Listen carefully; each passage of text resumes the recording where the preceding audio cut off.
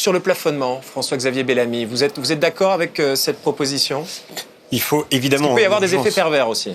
Bien sûr, et parmi les effets pervers, il y a le fait que précisément on n'envoie pas le bon signal quant au prix des énergies et notamment des énergies fossiles.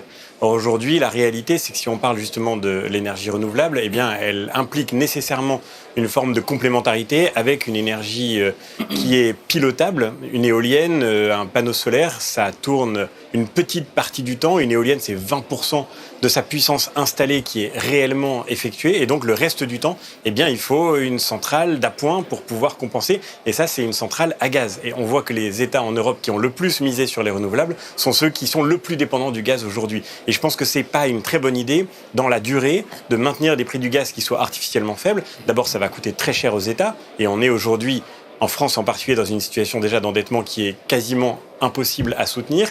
Et puis deuxièmement, on va se retrouver dans une situation où on construira nos stratégies énergétiques sur des fictions.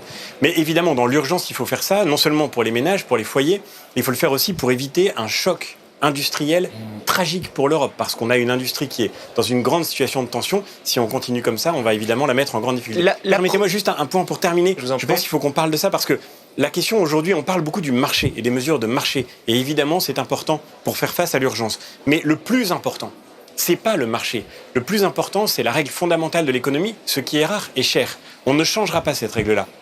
Ce qui compte, c'est de produire l'énergie dont on a besoin. Et si on parle trop du marché, on ne parlera pas assez de la production. La question, c'est pourquoi est-ce que nous sommes vulnérables à ce point ? Parce que votre reportage disait qu'il y a plusieurs mois déjà que les États travaillent pour anticiper les pénuries, mais c'est faux. En France, le 3 juin dernier, Emmanuel Macron disait « Il n'y aura pas de pénurie d'énergie cet hiver ». Le 3 juin dernier, pour, disait-il lui-même, rassurer les Français. Pendant longtemps, on a vécu sur l'idée qu'il y avait une espèce de droit à l'énergie, en effet, et que quoi qu'on fasse, on aurait du courant dans les prises et qu'on aurait du gaz dans les tuyaux. Mais ça n'est pas vrai. Ce qui compte, c'est de savoir comment nous allons nous organiser pour produire l'énergie dont nous avons besoin. Bon, voilà. Et c'est sur cette merci François-Xavier Bellamy et